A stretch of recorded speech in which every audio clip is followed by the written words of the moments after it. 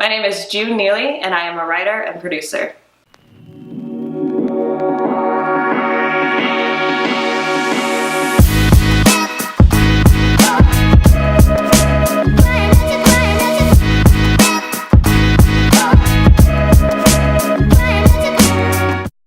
I had an English teacher who gave us an assignment to write a poem. And I wrote a poem about comparing myself to a book. And she loved it so much that she was like, have you ever thought about being a writer? And that kind of started my journey. I started writing poems and then short stories, and then eventually started writing scripts, and that turned into my love for film. My first influence, of course, being a child of the 90s and a Disney kid, I started writing Disney Channel movies. Really awful, really cheesy, really bad scripts for Disney Channel movies. My first script was called myriad. Alaina. It's super awful. It will never see the light of day. I had no idea what script format was. I had no idea how to write dialogue or action or any of those things, but I think I was in 8th grade, so I was probably like 12 years old, and I wrote it, and I continued from there. I went to Fairleigh Dickinson University. It's a university that nobody has heard of unless you're on the East Coast. I'm not sure how I found it. At the time in which I graduated, there wasn't a lot of film schools, and being in Minnesota, we didn't even have snowbait really during that time, because I graduated in 2004. So there wasn't a lot of options for film. I could go to community school, more like art schools, which were kind of on film, but it was more like visual arts as opposed to the actual film industry. Or I could go to one of the coasts, which would be New York or California, and end up going to a school in New Jersey doing their film program. We only had about 2 film classes in my college, unfortunately, but it did help me learn the structure of screenwriting, because prior to this I was just writing dialogue with a name, colon, and then some words, and then just chunky paragraphs of action, which is not how a script is actually supposed to be formatted. So this helped me to learn what it meant to put a scene heading, what it meant to put a character name, and then I actually learned how to do final draft during that, because that was the program that we used in school. And that made things a lot easier, because once you know the structure, it's a lot easier to just put the story in the way that it's supposed to go. And I actually wrote my first screenplay while I was in college, and just continued creating stories and writing from there. College was great for learning all the different aspects of film and all the things that I did want to do and all the things I didn't want to do.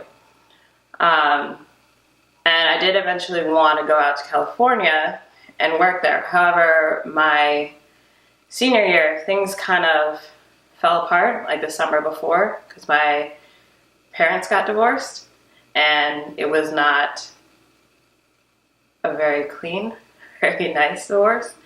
My last semester in school, I basically spent 2 weeks in the financial aid office begging to stay, because I had 1 semester left and I almost didn't finish because I didn't have the money.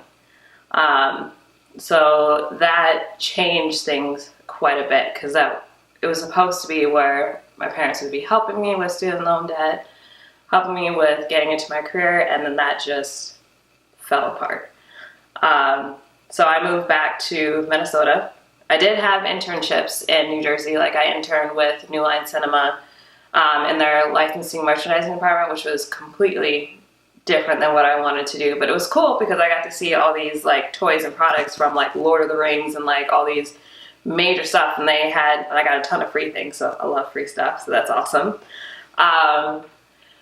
But I ended up moving back after college to kind of like help my mom and my sister, and then trying to find a job. And again, getting into the film industry is hard enough. It's even harder to do it in a state where the film isn't so prevalent. Like, we used to do a lot of films in Minnesota. Like, we used to have huge films come there, and then Now it's every once in a while, and every time a big film comes, like everybody who's been working is trying to get on this one film. So there's a lot of competition.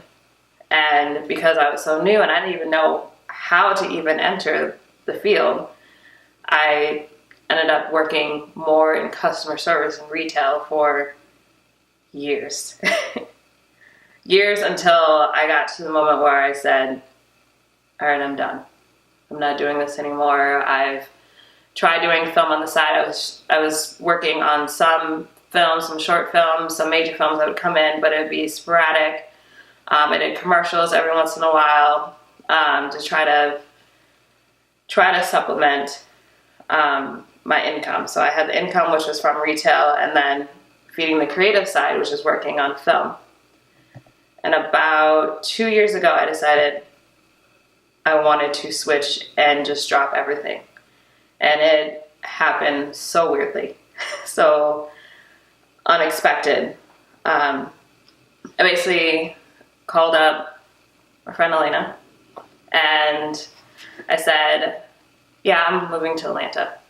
And she was like, oh, okay, well, we're moving around this time too. I was like, okay, great. And then 2 weeks later, I left and I was there. I just basically said, I'm done.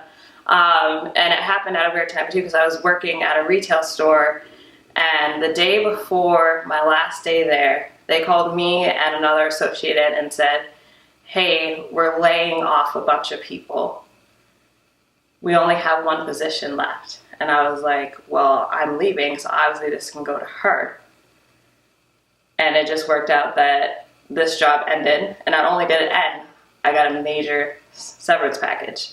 So now I'm in Atlanta with just free time to like actually do the thing that I wanted to do. So I started writing once again, and I wrote another script, which I'm currently trying to fund and get made. But this one was probably my favorite script, and I don't think I ever would have been able to write it if I wasn't in this position of freedom all of a sudden.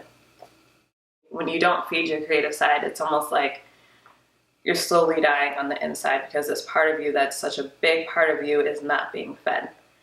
So when I got here, it was like a feeding frenzy. Like I was just taking it all in. I was working on all these sets. I was going to writers' meetings and meeting other writers and talking about creating shorts and creating all these other projects, and